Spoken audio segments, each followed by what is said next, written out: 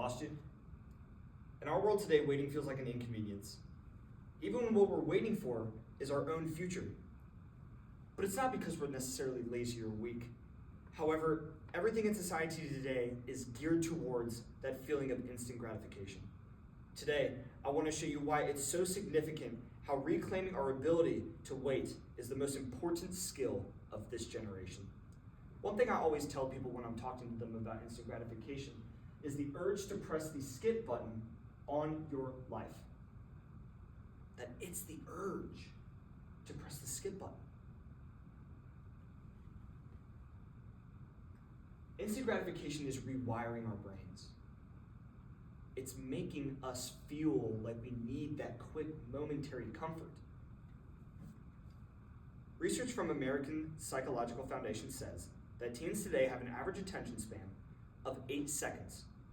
Now, at the beginning of my speech, I waited for a little bit. I waited for 8 seconds, just to show to you guys how short of a time it really is. And it's less than a goldfish's. A goldfish's attention span is more than a human being on average. Some of you looking at me bug-eyed right now, it's not me, go look it up. Now, it's also allowing us to lose our ability to focus, all while distracting ourselves from our long-term discipline. Now, when we talk about that first part, losing our ability to focus, a study from UC Irvine shows that a single interruption can take away 23 minutes of us being able to regain our focus. Meaning it'll take 23 minutes from the moment that we pick up our phone to when we put it down to regain our focus onto that homework or onto your study session or onto that essay. That's what it means. In distancing ourselves from our long-term discipline, the Harvard Review says that people that separate themselves from distractions are 53% more productive. And I think we can all agree that productivity and discipline go hand in hand.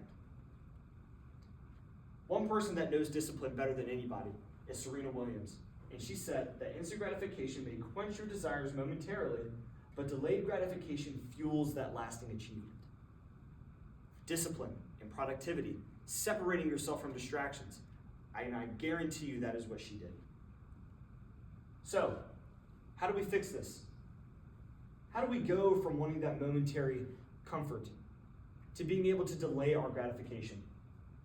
Well, one of the ways is rebuilding the pause, rebuilding our ability to wait.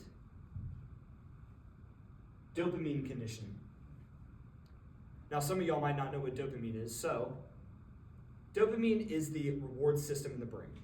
It's the thing that craves that entertainment, that craves that joy, craves wanting to scroll through social media. That is what that is. And the way we condition it is by putting our phone away, limiting our screen time even,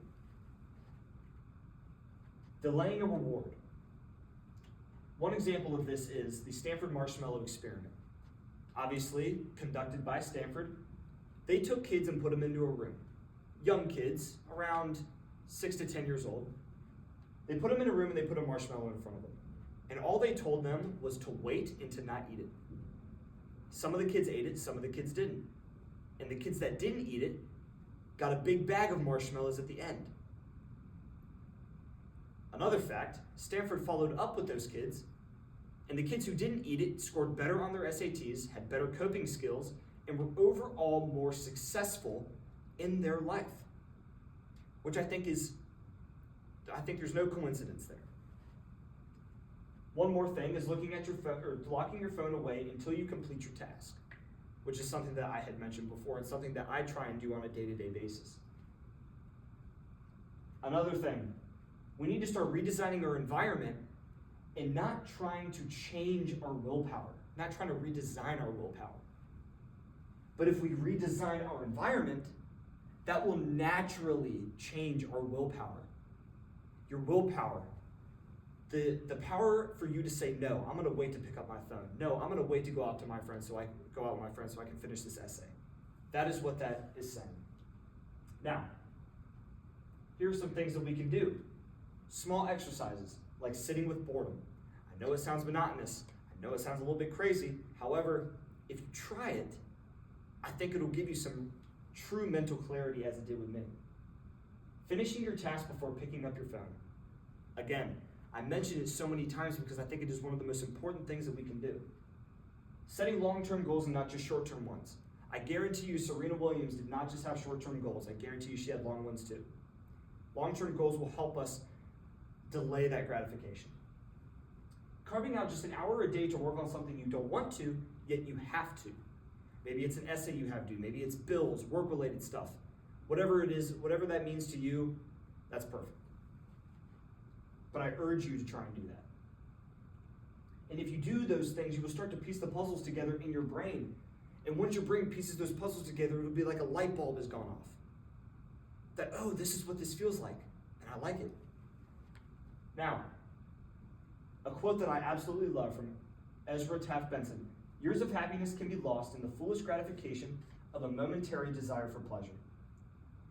We don't just lose productivity when we fall to instant gratification, we lose our purpose. And if we do nothing, meaningful goals will feel impossible. And instant comfort becomes more important than long-term growth.